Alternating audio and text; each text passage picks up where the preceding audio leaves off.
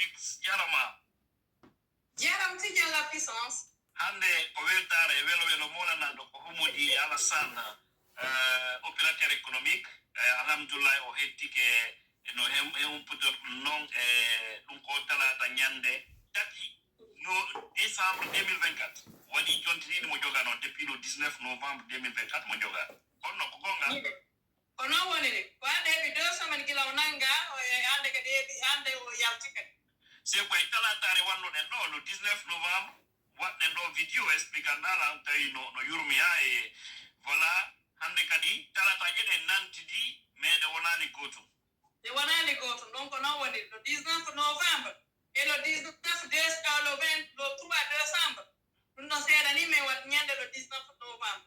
OK, c'est pour informer vraiment à l'opinion nationale et internationale que l'opérateur économique guinéen Alassane Diallo, résident à Solo Primo Koloma, le PDG de Tropix, c'est un SI qu'on envoie en Guinée, comme vous le savez bien. C'est un SIMO, il travaille avec son SIMO. Voilà, il a été. Publicité, il a fait des nan. Publicité encore. Il a été retrouvé aujourd'hui à la et soif. Et il est rentré à la maison. Dieu merci. Mais ce qui est un peu surprenant, on arrête Habib Marouane Kamara aujourd'hui, et puis on retrouve l'opérateur économique. C'est-à-dire la Guinée est devenue un pays où franchement c'est pitoyable. Anyway, on est content pour la libération de Alassane. Nam, haray, ayoti de mako, ange mako tigo yoti. Minge mako me yoti de siuta mako, mi yoti de mako, alhamdulillah rabbil alamin. Aray ko mi ari remercie ko don tota anti gan la puissance, mi remercie ma mokka mi welto ni ma kurat ko pri ala wat barke golle de. E kala kadi iwtirno be bawo amen be ana no be mapa no be fo e duwaji den fo vraiment mi wawa tan no de fo ko goto ko téléphone ara mi hebi occasion no mi yewtira be quotidien la puissance ko ara mi weltani ki aduna Allah fo be walliti ke me muradu moduru be partage yimbe andi yimbe no jokki duwaji di do Britain Europe ga Angola mi wawa tan lintando moden ko nyatiri ara toujours mi weltani ke lakine fo jama jumbe be fo kadi la weltani be muradu moduru ara min ko ha do mi ari hande welo jidi la welti hande no wata ni mi hande mi anda hono wotel man ko wata ni del man ko belti la OK, mais mi anda su tawi bon ayni on yewti au fait on yewtu dum wandi ma o arti c'est officiel o arti kamako o barma o hela o huba fusbe wadare mo e ono dilla me yewti o barma o huba o hela o hoti alhamdulillah rabbil alamin ara toujours kadi ko dwar sin arti kadi mi yewti jama mi arno mi huwi fa ban welo an kadi mi ara mi partage da kadi e jama fo kadi rabbil welta ne be murado motude golde. Oui, c'est normal. Donc, haray hewti ka suudu ko non wonere, c'est clair. Hewti ko suudu mo e jama alhamdulillah rabbil alamin.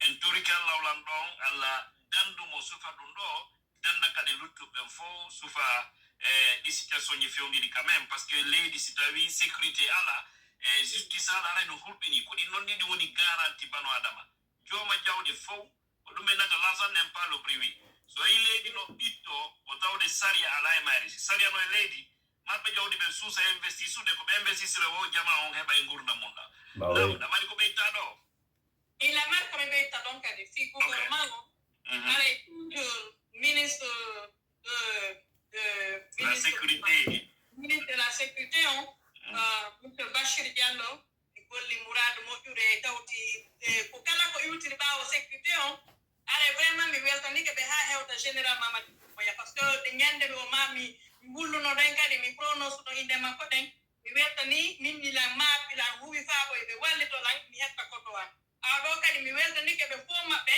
ko mi tay mi hettimo ko e hore jammo tere ara e fo berne munde o waalo ara toujours kadi mi weltani ke jama kala dum ko wadi do kon dal la fiti tan en wadangol aduna ande kadi e wondo wondo ara e tori toujours tuwa mola nado e fi sifa dum do piji ta watta Allah mu'mina min kam no mi weltanto e be nangu be mo hay si tawi be wari goddo franchement c'est choquant Allah ino ya fo ondo en tori ke non e kanyum monsieur Alassane Diallo on suka warado non so tay mo mari famille yo be watta yile famille makko so tay mo mari famille ay so ala bengo be ara mo mari nene baba no kasa haray parce que wado taxi moto de ngande haray o fere non yaja haray no wodi be o atti haray en tori ke mo kanko e tiuto makko yo be watta yili c'est juste quelque chose fiono si non ngebimo ko tawde o fala noka o do yo yo ko moƴƴere ayi enel moƴƴere makko ne kanko o luttiemo woɓe bambinama donc je vais vraiment attirer son attention par rapport à ça parce que piiji ɗin andantako donc no gasa mayɗon noon nen wonana yimɓe makko luttuɓe moƴƴere ɓayru ha juwe laafi donc hara kam ɓe kidnappuɓe no mi yewtino la weltani ɓe fiyonnu so ɓe nangi goɗɗo ɓe waralimo ɓe barminalimo o arti hayso milliard ɓe jonnimo ɓe jonniɓe so tawi ɓe waɗa ɗon tigi masibo jawɗi no lanna heɓa mais si wonki sori haray c'est fini donc ɗum ɗo c'est vraiment je remercie ceux qui l'ont enlevé mais arrêtez ça c'est pas un bon métier c'est pas bien d'arrêter nos hommes qui peuvent vraiment nous donner quelque chose dans le pays parce qu'il y a des opérateurs économiques quoi qu'on dise iɓe tawa e ɓantugo l'économie lendi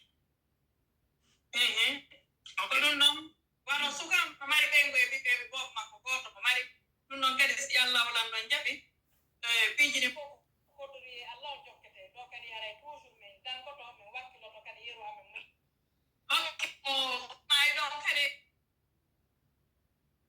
en haray piiji ɗi fof ko kotori e kadi ko kotori on jokkete haray mo mari boobo e mo mari ɓengo mo mari boobo haray toujours kadi alhamdoulillahi on ti kadi ɓeyde wattankon yila jama joɗɗu men fof kadi no wondi e amen min wattonora yila kadi no yirɗa ok musidɓe haray kon ɗo ha ɗo wonnoɗen arde hannde franchement welo gon ko hay muɗum haray kadi wono mi yewtir noon oɗo no hettade goɗɗo ka no nanguede Habib Marwan Camara bono andirɗon noon ko suka kelduɗo journaliste yo molanaɗo Guine daraniɗo gonga e nundal onno kamɓe ɓe nangimo mais noon ko nanga ɗon har mo yawno yiidugude KPC koko yiide KPC ko iwika KPC wo hani ɓe en tout cas mo anduno e makko rendez-vous mais c'est entre temps suka o nanga ɗo il faudrait que KPC wolana ɓeɓen ko honɗum woni ɓawa mum par ce que ñande KPC woni no soutien kañum sori ɗen donc so tawi o heɓi rendez-vous kamɓe KPC o nangama e mum il faut que wonna jama on ko honɗum waɗi donc par ce que leydi men ndi yurmi franchement haray en weltike ko Alassane Diallo hetti ko mi anda franchement Alassane Diallo sinano o affaire ɗo mi nanay ɗum inde produit ji maɓɓe ɗi men mi andano mo mais on ko musidɗo an ko guinéenjo mo woni pullo maninka soso min Tidiane somi tawi toon tino injustice na goɗɗum mi mari mais komi mari kon la voix des sans voix mi ɓantay ɗum ɗo fi jama wattana yila e muɗum haray on jarama kala koye korɗo e kadi jetto an kada jarama ok merci Tidiane la puissance tabaraka thank you yeah. awa musidɓe assalamu aleykum wa rahmatullahi taala wa barakatu ko adi adi kon tawa miɗo hewri on salminimo kala ko hikkori landi siɗon e jam onon e ɓengure moɗon min alhamdoulillahi miɗo e jam awa musidɓe on nani on jentike ko Tidiane la puissance yewtidi kon e musidɗo o opérateur économique meɗen wiyeteɗo Alassane Diallo kidnapaɗo le 19 novembre 2024 hetti ɗum ko mardi feƴƴuɗo le 3 décembre 2024 waɗi 2 semaines juuɗe arannoɓe mo ɓen joni mi sikki en jentike moƴƴa yewtereji ɗin ɗo mais ko honɗum faalaɗen humpitagol e nder ɗe yewtere yewtande ɗo ko gonga Tidiane la puissance makko yewti ko gonga o hettike fof no welti alhamdulillahi rabbil alamin ko gonga c'est à dire o barmali hay hunde waɗalimo kono hirtitoɗen ɓaawo seeɗa ñande o kidnapa nden mi sikki goɗɗo wonki wodi ko sorti kanko en personne Alassane Diallo opérateur économique on kanko imo wuuri mo selli ken kono goɗɗo wodi mo wonki mum sorti sabu makko ñande ɓe kidnappa enomo kunnu fallen yewtude do musibbe wonde pijidin wona yen suudu parce que si tawi woni en suudi ko okkugol be wonbe arde kidnappa jama on force hare wonbe parce que ko golle bonde be woni golle bonde den ko yen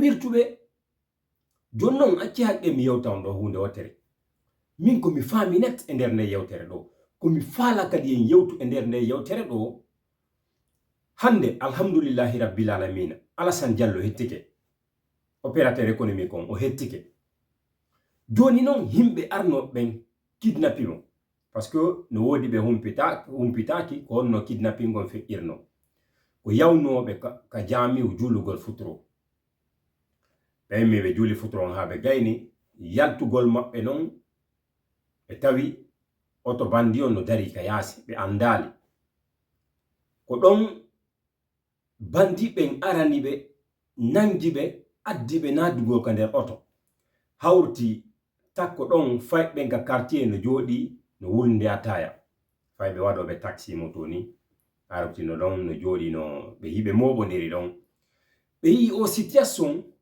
no c'est-à-dire no alaji honno no Alassane Diallo wona e tetirede no nade kade roto be tawi ko par la force wona e wadirede be ni pellat dum do wona janni on say be fami système on be wadi hito be ari non wallugol Alassane Diallo dum ko wiete don Alassane Diallo dum ko opérateur économique on o addo ji tropical ka meden ko dum be jokki dum ko en fait ko siwtado ko kambe e siwtado mabbe on woni goldude jonnon bay on jeunesse don yi système on be ndari be tayi pellet be do be force te won be nade ka nder auto be ari be revandiki be yetti kaaje be darti hawrti be bandibe don de fait que ko auto be arno hari be armi kono hari be gayni yettude be gayni nadugol Alassane Diallo ka nder auto jeunesse non immi jokkiti defandugol Alassane Diallo fi wota be nabu Alassane Diallo e nder gurgaral nen don wodi e nder jeunesse on don goto mo be wari en nani do on warado imo jombi mo acci pay ko gotum hatta e hore ko be wari mo kon be kidnappi c'est-à-dire be kidnappi Alassane Diallo be nabi be few goddo anda ko hombo kidnappi be en ko andu den tun ko bandi al kidnappi be bandi on hande ko hombo on wadde kidnapping jidin ko e nder leydi la Guinée sina CNRD ko CNRD woni organise de kidnapping jidi on non yide fop mi holla on non joni CD c'est-à-dire A plus B wonde mako CNRD woni organise de kidnapping jidi est-ce que don famude be etti be opérateur économique be wiete be Alassane Diallo be nabi jonnon de ngandi source mabbe ko hondum nabugol mabbe ko landagol be mbudi fiyon num be ari be kidnappi ben don ko parce que ko c'est-à-dire ko mardo jawdi jon ko be yawbe hulbinabe be lando be jawdi be jetta jawdi jonnabe be libérabe be yehi be woni 2 semaines juude mabbe 2 semaines le 3 mardi le 3 décembre 2024 alhamdulillah be ardi haka galle mabbe be tawti be ngureji mabbe din be huba be hela be barma hay hunde wadabe alhamdulillah rabbil alamin hiden weltori modde ngon sengo don kadi parce que kambe kadi si tay woni be warano harayno ko wonkiji didi sorti don harayno ko wonkiji didi sorti don ko tay ko non ben don be wuri en wi alhamdulillah rabbil alamin en fuden welti dum don kono ko hondum duwadde yotte tigi musibbe be kidnappama ko be wonno ton pellet be andi ko hombo kidnappi be pellet hande sellandama ko honto be criminel be wonbe arde kidnappa jama'a ko honto be on ittude de armji ko honto be on ittude c'est-à-dire i piiji ɗi bonu aridde ɓe kidnappa jama on ko autorité on ko ɓen woni parce que hiɓe mankiri mbuudi mi sifano non kon no woniri so yii miɗo sifanade on ko hunde nde mi yirgiti an nden ko hunde nde mi yirgiti an nden gouvernement guinéen on no mankiri mbuudi boyi ko tawata hande si ɓe faalama mbuudi ko ɓe organise c'est à dire mouvement ji ko tawata hara c'est à dire opinion international on hara wawa ɓe sutenugol ɓengol ko ƴettugol kaalise jonnaɓe inna waɗe ko falɗon kon projet mo falɗon wadde on yino ɗo waɗe ko falɗon kon ɗum noon kadi ɓe yettata mbuɗɗe ɓe jonnira ɓe ni ko ñawlugol ɓe wonta ñawlugol ɓe ngol noon toujours ko créé ko waɗugol c'est à dire ko waɗangol pays on dette ɓe yetta ndin jawdi gouvernement guinéen on si hendike ndin jawdi ɓe ƴetta ɗin ɓe senda hakkunde maɓɓe projet on kumɓe fala ɗuma nane kumɓe memmina désordre fiyo woni hara projet on kul laataji ɓe yetta jawdi ndin ɓe senda joni noon hande c'est à dire ko honnum falɗen yewtude ɗo c'est à dire ɓe andi joni c'est à dire stratégie gouvernement guinéen on ko woni kon e muɗum en fait opinion international on hande ɓe humpitike wondema CNRD ko fenande jokki wondema CNRD ko woni wadde kon fof ko propagande fus ala ko nafata population guinéen on fus ala ko nafata leydi Guinée ndi ko ɗum kamɓe kadi ɓe waɗi c'est à dire barrage hakkunde maɓɓe wi'ugol ɗo c'est à dire CNRD créé ɗo mouvement en fait fiyo ɓe heɓiri opinion international on mbuuɗi opinion international on joni salike joni ɓe faami système maɓɓe on ko ɗum ɓe ala ɓe jonnude mbuuɗi joni noon ko honto ɓe ittata mbuuɗi fiyo ɓe sendu hakkunde maɓɓe ko yawgol joni opérateur économique ɓe ko nder leydi la Guinée ko yawgol ƴetta arme ɓe yahana ɓen ɗon ɓe yaha ɓe kidnappa ɓen ɗon ɓe lando ɓen jawdi ɓe jetta ɓe jonnaɓe par ce que ɓe mari ɓe yetta ɓe jonnaɓe ɓe accita ɓe wona hara ko bandi hara kidnapi ɓe jonni c'est à dire ardinen haqqillo en waɗi pause ardinen haqqille o pause men ɗo question ji landitoɗen positoɗen question ji e nder o débat hi Alassane Diallo c'est à dire opérateur économique on nangama o naɓama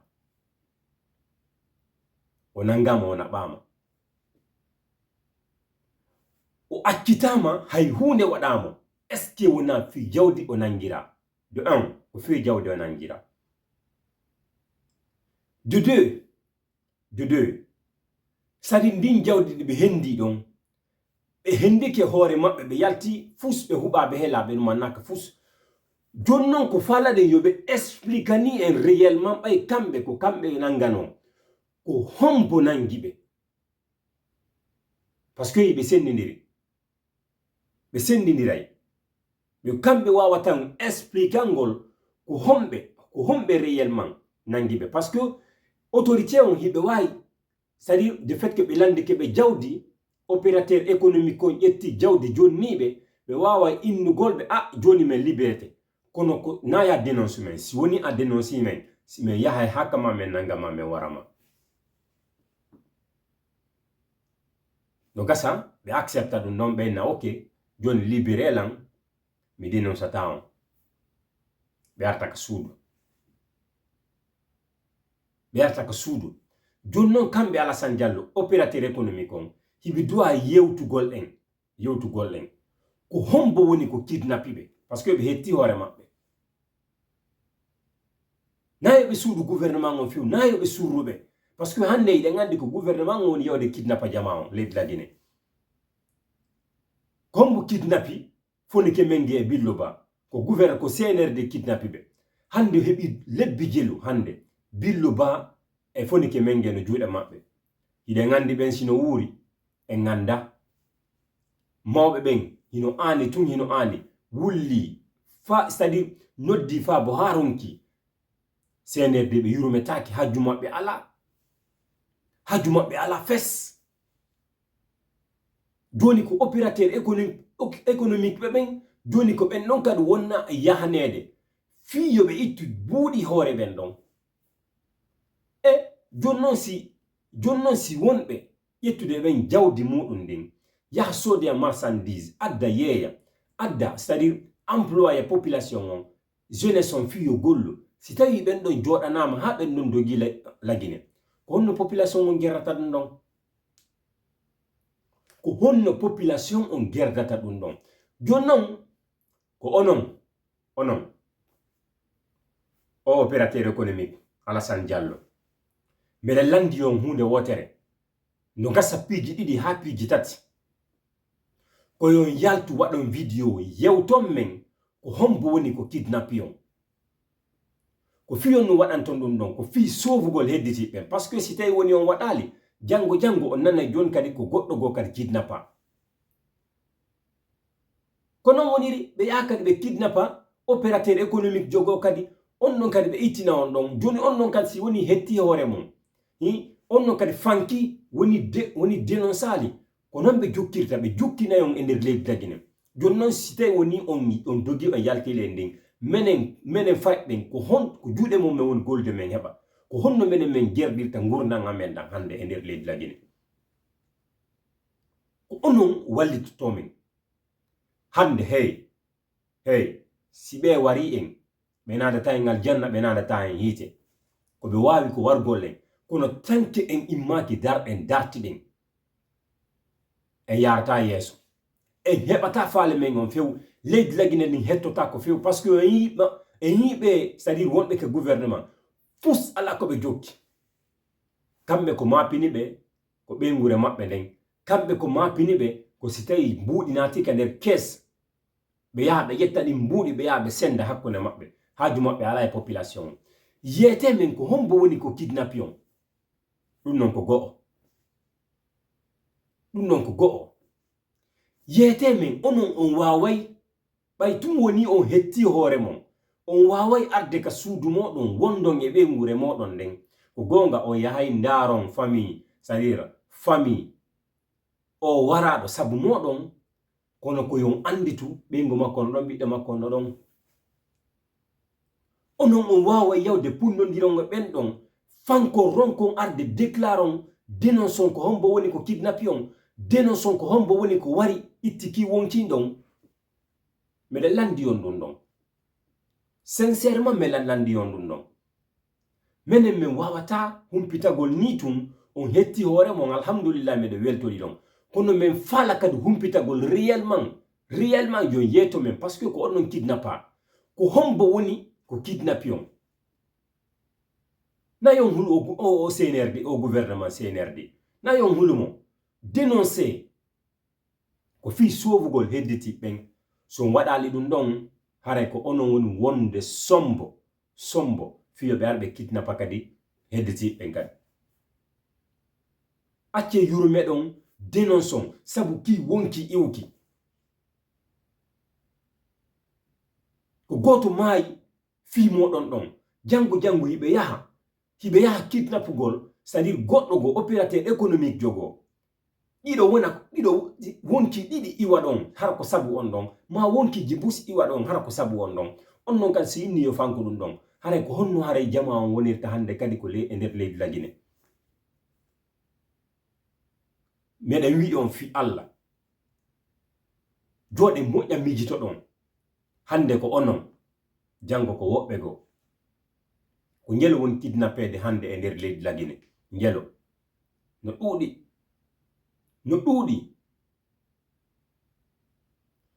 ko hombo kidnappi foni ke menge ko hombo kidnappi Billo Ba ko hombo kidnappuno colonel kako commandant Célestin be yani on c'est-à-dire haka biro makko be kidnappi mo ton be yebe sokoyimo be ngure makko nden wowli ha ronki dum ko entre colonel kako commandant Célestin o dumajo warano do mo be kidnappuno be soki be mari o woni ton hitande be ngure makko nden woli fino fala wolde be jabali CNRD jabali ko bay woni o maayi nder ton be jetti fure makko be jonneti be ngure makko nden emba ɗum no yurmi na CNRD en kidnapi ɓen ɗon na CNRD en itti wonki ɓen ɗon na CNRD en wari Sadiba kidnapaɓe bus no ko no kidnapa no ko kasoji hande ko hombo woni ko kidnapi ɓen ɗon na CNRD onon non on waway fi on hetti hoore mon on waway arde joɗɗon innon onon on dénoncata ɗum ɗon harayna menen wonɗon sonjude meɗen landi on ɗum ɗon meɗen faala yon waɗa vidéo wowlanon men tigi tigi ko hombo woni ko kidnapi on parce que meɗen andi ko CNRD won kidnapde hande jama on e nder leydi Lagine jonnon on hetti hoore mon ɓe inniɗo wondema o debbo ɗo musidɗo moɗon yewtiɗo wondema himo weltani c'est-à-dire sécurité on e nder leydi Lagine sécurité on ko honɗum waɗi ha hettuɗon hoore mon ko sécurité on geri ha hettuɗon hoore mon ka ko onon artani hoore moɗon ka galle moɗon jonnon yiyetemen si tawi woni hawri ko sécurité on ɗaɓɓiti on ha woni ko yii on artiri on ko ɓengure moɗon ko honto sécurité on ɓe nangi ɓen ɓe waɗi juuɗe muɗum ɓen ha ɓe hetti on honto ɓen woni parce que menen min yallo décret ko ɓe waɗi wondema hettugol on wondema woodiɓe ɓe waɗi juuɗe muɗum fiyo ɓe hetto min yalon décret ɗon jonnon si tawi ko non woniri haray ko honto nangaɓen fi yon hetto honto ɓen woni cela veut dire que ko CNRD ko kamɓe c'est-à-dire kamɓe autorité on wonɓe ɓen nini gouvernement de leydi Lagine ni ko kamɓe waɗi donc koye woniri ni fankire ni hara fus onon andite ko jawdi ƴettuɗon jonnuɗon ɓe hettuɗon kono andite wonki go solino ɓe ittino wonki goɗɗo goo jomuɗo acci ɓiɗɗo Allahu akbar jombi acci ɓiɗɗo ko honno ɓen ɗon ɓe gerdita gurdam maɓɓe ɗan ko kanko fawtino ɓengure makko nden no gasa hara on ɗon ko kanko fawtino yummo makko ko kanko fawtino baba e makko mo yaha mo waɗa taxi moto wara o ñammina makko ɓe o ñammina ɓengure makko nden ko on ɗon wonki mum soli sabu moɗon onon non arton on waway joɗade on bon hunduko moɗon sabu on hetti hoore mon so on waɗi ɗum ɗon haray no satti si tawi woni on waɗi ɗum ɗon haray on waɗi ko moƴƴa on yurmete ko ma heɓon yurmede ko ma yalton yewton population on ko hombo woni ko ɗum anni ko kidnapi on yewton population on fi sowugol wiiji goo haray miɗo landi on ɗum ɗon si feƴƴi ɗon e ngaray o débat o journaliste jo Habib Marwan ko mi yewti on kon ɗo Alassane Diallo ko mi yewti on ɗon kon ɗo no tokkodiri e ko mi woni on yewtude ɗo fi Habib Marwan parce que fuu ko kidnapping ko exemple mi woni jonnude on wondema si tawi woni on yaltal dénonsuɗon ɓeeɗo haray ko onon woni haray yiɗon tawa e ɗum on e mafia on parce que accutugol on ko goɗɗo go ɓe kidnapi Habib Marwan hande himo juuɗe CNRD himo juuɗe autorité on goɗɗo no andi simo wuuri e somo wuura ɓe gandi wonaɓe kidnapeɗe ɓen fop ko ƴette soke ha maya ton si ɓe ƴetta fure on ɓe jonnita famille otidi on maɗum si ɓe kidnapimo ko ɓe warumo ɗon ɓe majjina mo har fure makko hettaki few ɓe gandi ko ɗum fewndi leydi Lagine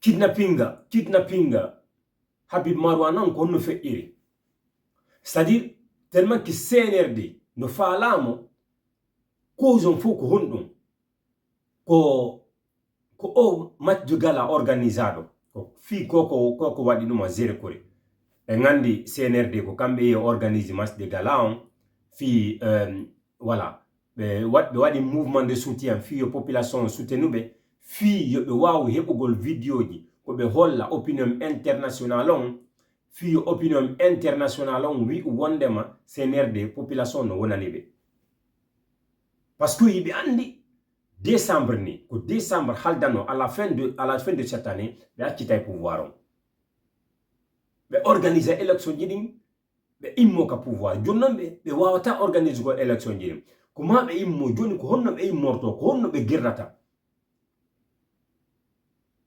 fale mabbe fu hande musibe o ngacce mi jentina on do yen fuddo fika Habib Marwan on mi jentina on do video fi kidnapping ko be arno kidnappugol Habib Marwan système on no yar nono jente moƴƴa extrait de son véhicule de par les pare-brises cassés, l'ont tabassé à coups de matraque et l'ont assommé. Ils l'ont enlevé dans un état d'inconscience. Selon, en tout cas, les explications des témoins de la scène. Parce que ça s'est passé aux environs d'un parking où se trouvaient des agents de sécurité privée. C'est Alpha Madi Ouba. Je suis le directeur de publication du journal à ligne, le révélateur 224.com, ami de Habib Marwan Kamara. Merci pour cette question. Merci aussi pour l'opportunité. Sans vous mentir, hein, c'est avec consternation et indignation que je prends la parole pour m'exprimer autour de cette histoire de kidnapping de notre administrateur général, M. Habib Marwan Kamara. Nous sommes vraiment dans une situation inédite. Nous traversons une période difficile. Sa famille est inconsolable. Vous avez tout à l'heure eu à voir sa femme ici, déjà en état de famille, et donc qui est dans un choc énorme. C'est pour vous dire combien de fois nous traversons une période excessivement difficile. Maintenant, ce qui s'est passé. Hier, on a été informé de l'enlèvement, ou si vous voulez, du kidnapping de M. Habib Marwan Kamara par des hommes en uniforme lourdement armés. Il s'agit d'une unité de la gendarmerie. Pour le moment, on ne sait pas de quelle unité il s'agit, puisqu'on n'était pas présent sur le terrain. Je revenais d'une émission. Quand on m'a appelé, je suis directement venu en famille. Quand je suis arrivé en famille, j'ai pris langue avec sa femme qui m'a expliqué que Habib Marwan Kamara avait rendez-vous avec l'homme d'affaires, M. Kelfara Person Kamara. Ce rendez-vous, c'était à 20h. 19h passées à trouver Habib Marwan Kamara au carrefour de M. KPC. À Lambani, il y a un carrefour qu'on appelle carrefour KPC. Et donc, quand il a longé la route qui mène directement vers M. KPC, et à quelques mètres donc du domicile de l'homme d'affaires, un pick-up de la gendarmerie a fait irruption devant son véhicule, l'a intercepté. Les gendarmes sont descendus et donc ont cassé le pare-brise de son véhicule. Vous voyez combien de fois c'est quand même inquiétant. Et ces gendarmes l'ont extrait de son véhicule de par les pare-brises cassés. L'ont tabassé à coups de matraque et l'ont assommé. Ils l'ont enlevé dans un état d'inconscience. Selon en tout cas les explications des témoins de la scène. Parce que ça s'est passé aux environs d'un parking où se trouvaient des agents de sécurité privée qui ont vécu la scène. Donc ce sont ces agents qui nous ont expliqué réellement ce qui s'est passé sur le terrain. Le véhicule était sur place. Et quand on l'a levé, on a acheté son téléphone. Un monsieur a pris le téléphone. Ce monsieur a contacté directement les proches de Habib Marwan Kamara. Et par ce canal, on a pu comprendre où se trouvait le véhicule et on a pu récupérer le téléphone. Mais ce qui est à souligner ici, c'est que monsieur Habib Marwan Kamara est très proche de monsieur Kelfara Person Kamara. Parce qu'on a vu, quand on a ouvert le téléphone, on a vu les conversations entre Habib Marwan Kamara et M. Kelfara Kamara. C'est comme si quelque chose n'allait pas. C'est comme s'il y avait un fil qui était coupé entre les deux. M. KPC a fixé le rendez-vous de venir chez lui pour des mises au point, pour se comprendre, pour échanger sur ce qui ne va pas. Parce que selon lui, il avait confiance à Habib Marwan Kamara. Ce qu'il faut aussi relever ici, parce qu'il faut aller sur la base des faits. Il ne faut a simplement accusé. Un certain Makanera est devenu paradoxalement, miraculeusement, un conseiller de M. KPC. Vous comprenez? Et nous savons ces derniers temps l'histoire qui lie Marouane à M. Aloussi Makanera Kake. On ne va pas dire que KPC est derrière cette arrestation. Mais nous allons tout simplement souligner ici que c'est lorsque Marouane se rendait chez lui et que, à travers un rendez-vous qu'il avait fixé pour eux deux, c'est dans ces circonstances que Marouane a été kidnappé à quelques mètres de son domicile. Et qui connaît Lambagné, qui connaît le carrefour KPC, eh bien, il sait que les gendarmes ne stationnent jamais de ce côté. C'est simplement la police routière qui régule la circulation. Vous comprenez? Donc, il est incompréhensible que c'est au moment où M. Habib Marouane Kamara essaye de rallier le domicile de M. KPC que des gendarmes le contournent, l'arrêtent et l'enlèvent. Excusez-moi. Un peu discret, quoi. Écoutez, Face à écoutez. cette situation, nous attirons l'attention de la communauté nationale et internationale, des associations de presse, du syndicat de presse que nous saluons de passage, qui nous a contactés pour avoir notre version des faits, mais aussi des acteurs sociopolitiques du pays. Nous mettons en garde les autorités de la transition, mais aussi l'homme d'affaires, M. Kelfara Kamara KPC, et nous disons que la survie de M. Habib Marouane Kamara dépend de l'implication des autorités et de M. Kelfara Kamara KPC pour le retrouver de là où il est aujourd'hui. Et nous estimons que ces acteurs cités ici vont tout faire pour nous ramener notre frère sain et sauf. Nous savons que ces derniers temps, les cas de kidnapping sont devenus récurrents. Et quand on enlève, c'est difficile de retrouver des gens enlevés. Nous espérons, ici et maintenant, cet appel est adressé à l'endroit des autorités de la transition, de tout faire. Si on reproche quelque chose à Habib Marouane Kamara, de le traduire devant les juridictions compétentes pour être entendu et pour être situé sur son sort. Je pense que dans un état normal, quand on arrête un journaliste, de surcroît un citoyen lambda, le lieu le mieux indiqué, c'est le tribunal. On le juge sur la base des faits, on le condamne ou on l'acquitte. C'est ça un état de droit. Le président de la transition, à sa venue au pouvoir, nous a promis que le droit guidera ses pas. Ah, vous n'avez pas compris. Sera sa boussole. Vous ne connaissez pas Doumbouya, c'est pourquoi vous dites comme Que ça. cette loi soit la boussole dans cette affaire concernant notre frère Habib Marouane Kamara. Je vous remercie. Une question, comment se porte la femme de Habib Marouane? Pour vous dire vrai, comme je l'ai dit au départ, la femme de Habib Marouane, vous le savez, peut-être que vous l'avez vu tout à l'heure ici, elle est en état de famille. Vous comprenez? Et donc, elle est un enfant. Et donc, pour ceux qui savent que quand une femme est en état de famille, sa condition, son état, la manière dont elle doit se comporter pour ne pas faire une fausse couche, pour ceux qui savent cela, alors je vous informe que c'est dans cette situation que sa femme, ses parents ont appris l'enlèvement de M. Habib Marouane Kamara. Et sans vous mentir, la nuit dernière a été la nuit la plus longue pour la famille de Habib Marouane Kamara, pour les proches de Habib Marouane Kamara, pour notre organe de presse. Je vous remercie. Est-ce qu'une procédure est engagée ou en son nom? La procédure engagée. D'abord, je tiens à préciser que avant son enlèvement, une plainte avait été portée contre X au tribunal de première instance de Dixine, et donc ici même, par le biais de ses avocats. Parce que, souvenez-vous que M. Habib Marouane Kamara avait alerté qu'il était ou qu'il faisait ou qu'il subissait des menaces d'arrestation et de kidnapping, et que des éléments étaient à sa trousse. Comprenez?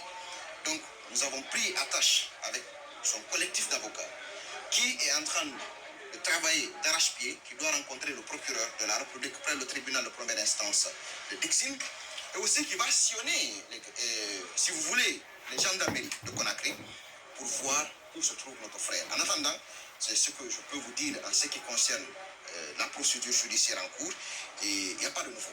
Je vous remercie. Ok, la famille. On a entendu l'explication de l'ami Habib Marwan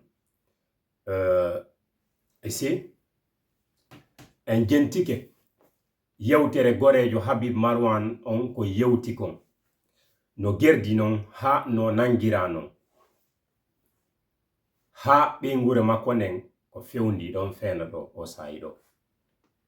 En fait kaw no woniri non ko hakkunde makko e KPC. Habib Marwan e KPC hiɓe naɓiti. Jonnon goɗɗo anda ko honɗum woni hakkunde maɓɓe ɓe yewti ton ha KPC fixi rendez-vous yo Habib Marwan yo immo yahaka makko ɓe hiida ɓe yewta fino ɓe moƴƴintinira ko woni kon hakkunde maɓɓe. Kanko Habib Marwan o immi o yetti oto makko o yehi ha o fewndi ka KPC. Hewtugol makko takko ka KPC ko ɗon ban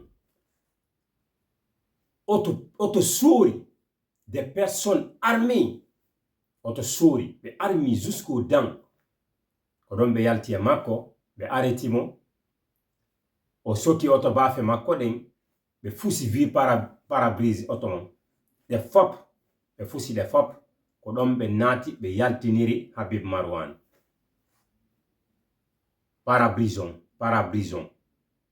ko ɓe fusi ɗon parabrison ko ɗon ɓe naati ɓe yaltiniri Habib Marwan. Ɓe piimo ha o perdi contrôle matraque je ɗen ɓe pirimo. Ɓe piimo en tant qu'un journaliste, on maltraite un journaliste comme ça. Ɓe piimo ha o perdi contrôle ɓe yettimo ɓe hokki koto maɓɓe ɓe naɓimo. Depuis ɓe naɓimo goɗɗo anda joni ko honto ɓe fewndi ko honto ɓe naɓirimo goɗɗo anda. E nder koko ɓe piyaynomo ɓe ƴetti téléphone makko on ɓe bugi.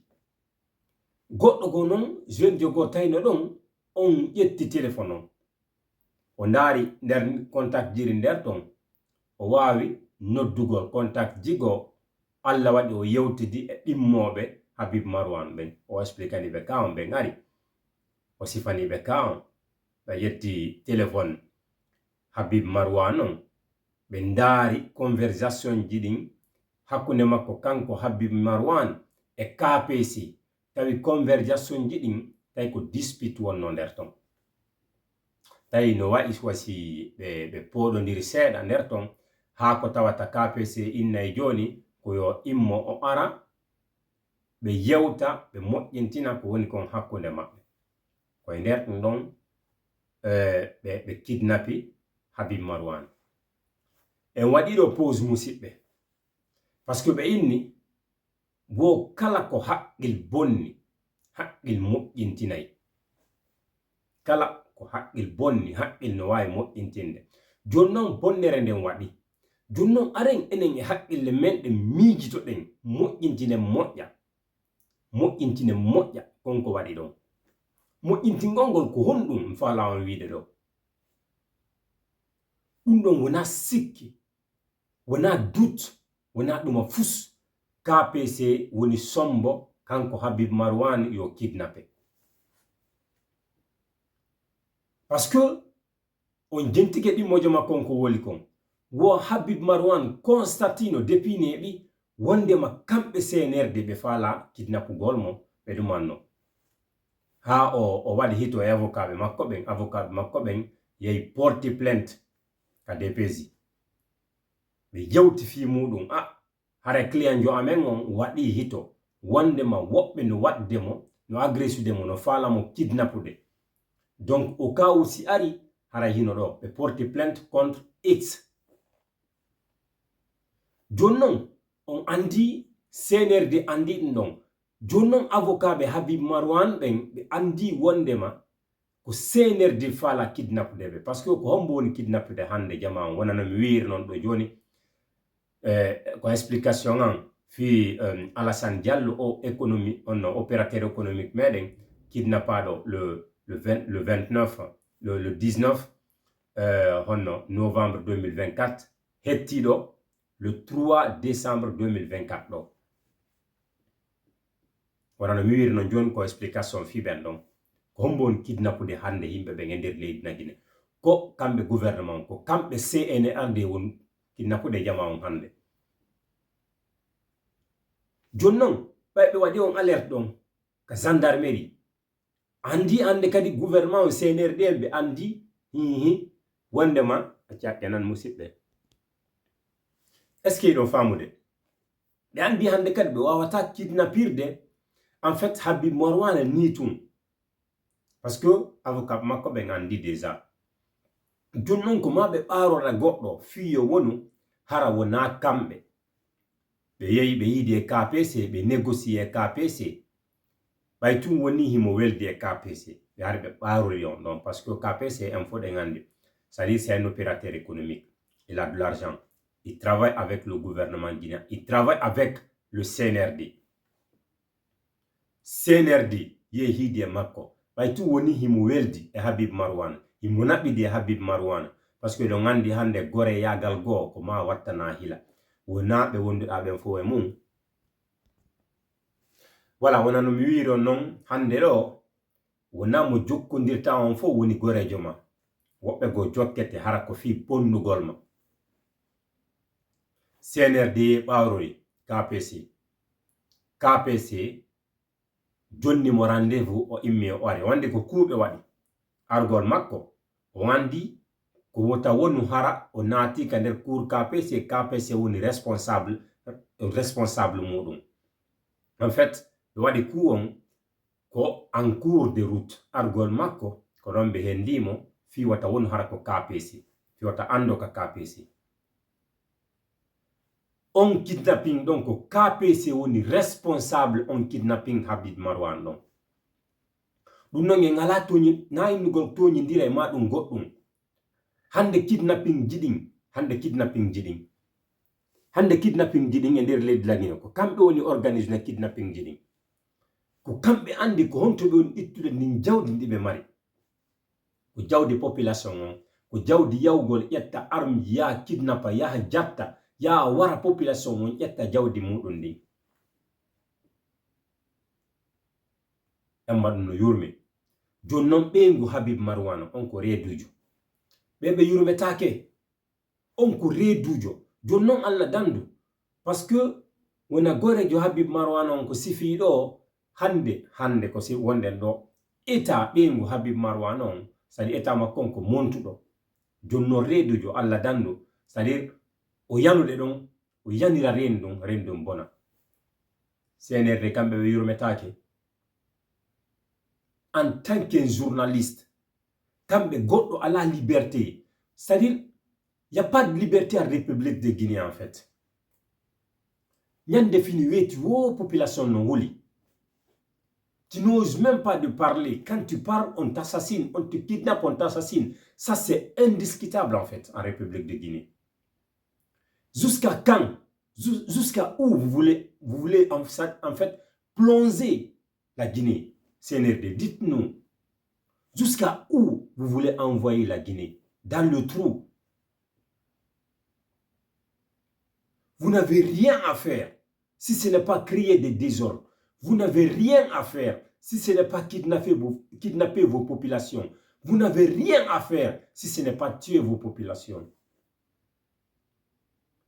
Pourquoi la population n'est pas libre de donner leur opinion? Pourquoi?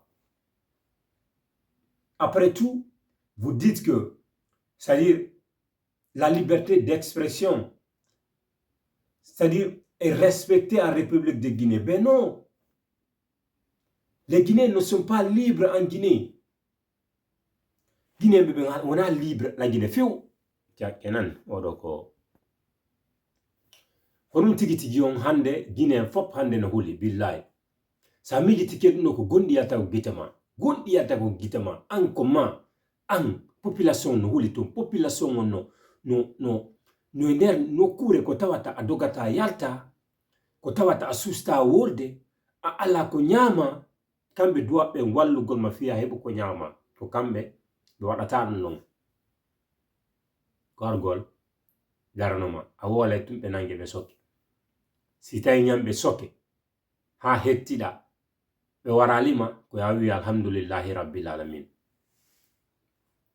ene non population on de reni kambe ko don wadde kon ko fi honnu ene yate soutenembe kadi hore kon ko don wadde don pourquoi nous la population on soutient le CNRD pourquoi avec tout ce qu'ils font avec tous ces kidnappings là aujourd'hui qui est en train de kidnapper la population qui est en train de kidnapper en fait les opérateurs économiques qui aident la population? C'est eux, le gouvernement, c'est eux les CNRD. C'est le CNRD qui font ça. Juste parce qu'ils ont manqué de l'argent dans leur caisse. L'argent qui était dans la caisse, où sont cet argent-là? Ils ont pris tout cet argent-là, ils ont distribué entre eux. Ils ont distribué entre eux, autour d'eux là-bas. La population n'en a rien en fait. Et ça leur suffit pas en fait. C'est prendre des armes aussi, donner. C'est-à-dire c'est prendre des armes aussi, partir kidnapper les opérateurs économiques pour retirer de l'argent dans les mains de ces opérateurs économiques-là. Ils préfèrent tuer les gens à cause d'argent. Ils préfèrent assassiner leur population à cause d'argent. Combien de personnes sont kidnappées aujourd'hui en République de Guinée? Après tout, vous dites que nous, on ne vient pas sur les réseaux ici, sur les réseaux sociaux ici pour parler. Ben non. Ben non, mais on va dénoncer jusqu'à...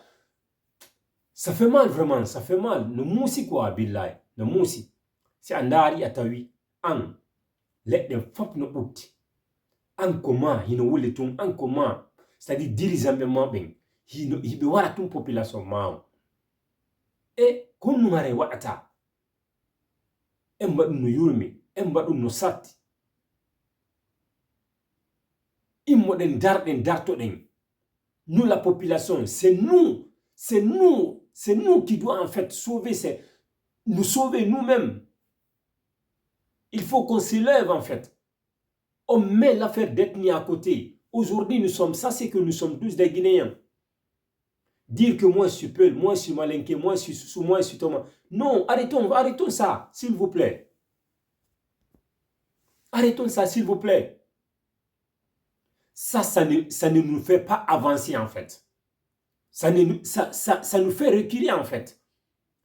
C'est ce que le CNRD veut. Et il essaye en fait de nous diviser pour régner. C'est ça qu'ils font.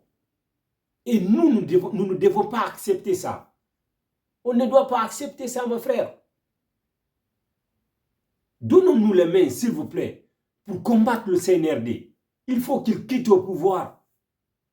Aujourd'hui, est-ce que, avant, c'est à chaque fois, c'est les peuls qu'on tient.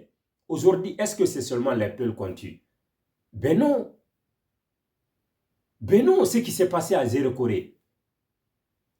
Dimanche le 1er décembre 2024. Est-ce que c'est seulement les peuls qu'on a tués là-bas? Ben non. C'est les Guinéens qu'on a tués là-bas parce que nous sommes tous des Guinéens. Mettons de côté l'affaire d'ethnocentrisme, s'il vous plaît. Donnons-nous la main. Combattons le CNRD. C'est un clan criminel ça. C'est un clan Machiavel ça en fait. Ça c'est que ce qu'on n'a pas accepté pour Dadis. On ne doit pas accepter ça au CNRD. Jamais. Le CNRD même a fait pur. Parce qu'il y a eu combien de personnes combien de vies en fait humaines qui est tombé par terre le 1er décembre 2024 au stade Zéro-Corée. Plusieurs même. Il y en a qui disent que c'est 56 personnes. Ça, c'était provisoire. Hein? Il y en a qui disent que c'est 180 personnes. Il y en a qui disent que c'est 250. Il y en a qui disent que c'est 300 personnes qui sont tombées. Mais jusqu'à où? Jusqu'à où CNRD plonge la Guinée? Jusqu'à où? Jusqu'à où? Et nous les Guinéens, on voit tout ça. Et après tout aussi, s'ils organisent c'est-à-dire les Mamaya, on part leur soutenir aussi. Pourquoi on fait ça, nous les Guinéens? Pourquoi s'ils organisent les Mamaya, ils nous appellent pour nous donner de l'argent, pour leur soutenir? Pourquoi on ne reste pas à la maison? Pourquoi on ne se rappelle pas de nos frères qu'ils ont tués? Pourquoi? Si nous, on ne s'aide pas entre nous, qui va venir nous aider? Qui va venir nous aider? Et ils ont d'armes. Nous, on n'a pas d'armes. L'effort qu'on doit faire, en fait, c'est de rester à la maison et montrer, c'est-à-dire au monde entier, qu'on ne soutient plus le CNRD. C'est ce qu'on doit faire. Une fois qu'on fasse ça, l'opinion internationale va prendre, en fait, ses dispositions. Mais en tant que le CNRD part dans les régions, il organise les mouvements de soutien. Les gens sortent pour aller les soutenir. Je vous jure. Eux, en fait, c'est ces vidéos-là ils ont besoin. Hein. Vous ne savez pas, ils vous acceptent, en fait. De ce qu'ils vous donnent comme ça, 20 000 ou 50 000 pour sortir leur soutenir. Et ils ont juste besoin de filmage. Parce que c'est à travers ces filmages-là que l'opinion internationale, c'est-à-dire eux, ils vont savoir si réellement Doumbouya est soutenu ou pas. Mais si l'opinion internationale voit ces vidéos-là, qu'est-ce qu'ils vont dire? Ils vont dire, bah, on ne peut rien faire parce qu'on voit que les Guinéens soutiennent Doumbouya avec tout ce qu'ils leur font. Mais c'est une piège, en fait. C'est une piège. Pourquoi nous, les Guinéens, on est comme ça? Pourquoi? Fio nous enen de humpa, fio nous enen de humpa. Hay si goddo organise do jon mamaya on kambe be yaade be organise mamaya. Be yetta mudi be jonna 20 000, 50 000 yetten non don enen nge famata système on hay hunde ko sodu gollen non parce que kambe ko video ji din kambe be besoin ni. Ko vini video ji be yettata be holla opinion international on be wada ka YouTube. Ben hiya be na hi donc hay hunde be wata wadgol parce que be yi Guinée be no soutenu Doumbouya.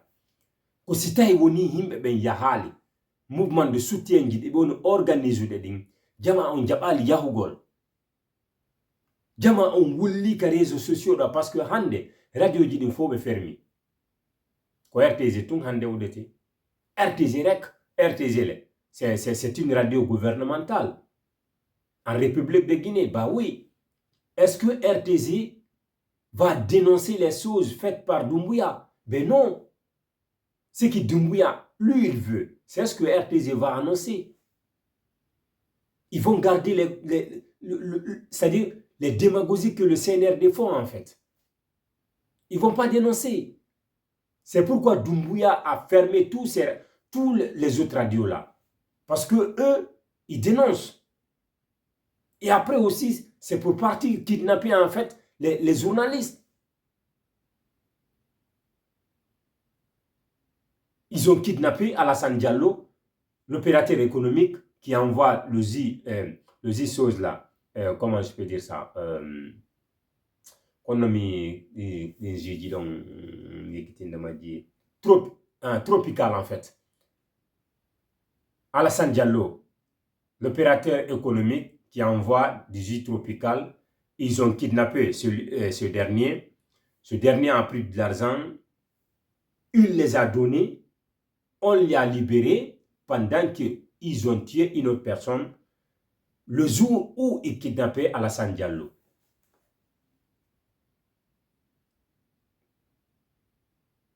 Et après ça, ils ont parti aussi kidnapper. Ils se sont associés avec KPC pour pouvoir kidnapper Habib Marouane, le journaliste qui travaille à Joma FM. Mais il y a quel problème en fait? CNRD, c'est ce que vous nous avez promis. ko ɗum ɗon promettuɗon men bawuri, ko ɗum ɗon promettuɗon men gawal, ko wullingol men ja promettuɗon men, ko wullingol mawɓe amen ɓen wullina ɓeyguli amen ɗin, wullina ɓeygure amen ɗen, ko ɗum ɗon ja promettiron ɗon men ɗum ɗon menen men huli hande hay goto susta kono an bawuri an gawal on regrette ko kon ɗo wadde. Mi anda ko ɗum haɗi en fait renonçons ka gouvernement ɗo ko fiyon nu on démissionnata kako ɓurtugol bonnugol inɗe mon ɗen en fait won ɗon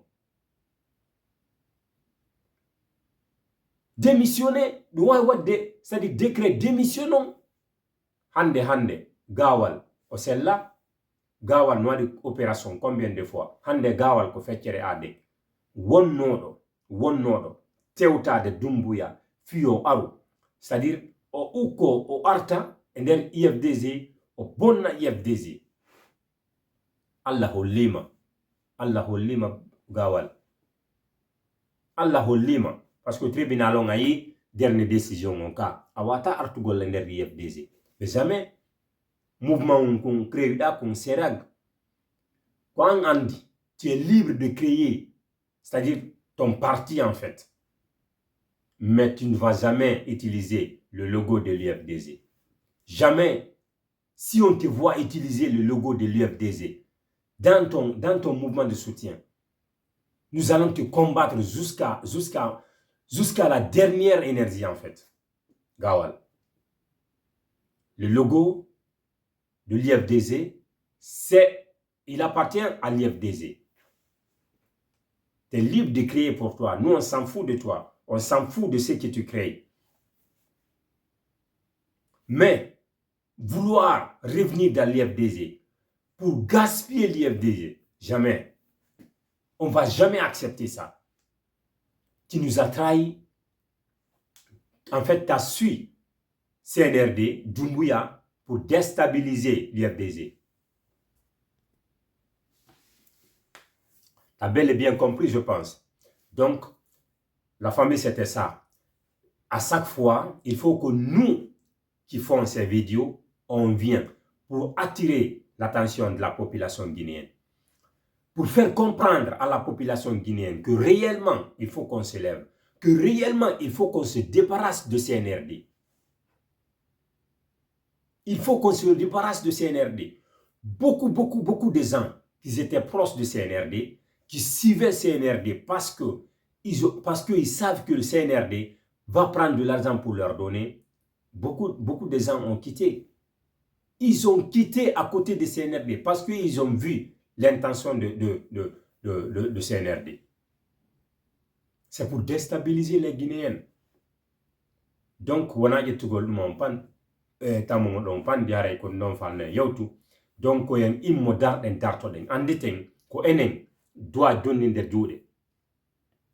il faut qu'on se réveille.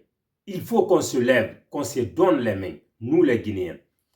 Et qu'on arrête de dire que moi je suis Peul, moi je suis Malinké, moi je suis Thomas, moi je suis... Non, mettons tout ça de côté. Voyons notre pays en face.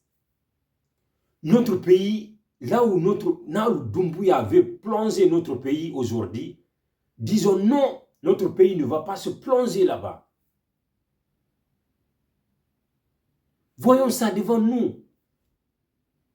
Et arrêtons devant cette trou pour dire non, tu vas pas faire tomber notre pays dans cette trou en fait. Que Dieu bénisse les Guinéens, la Guinée et tous les Guinéens. Amen. Merci beaucoup. Bye bye.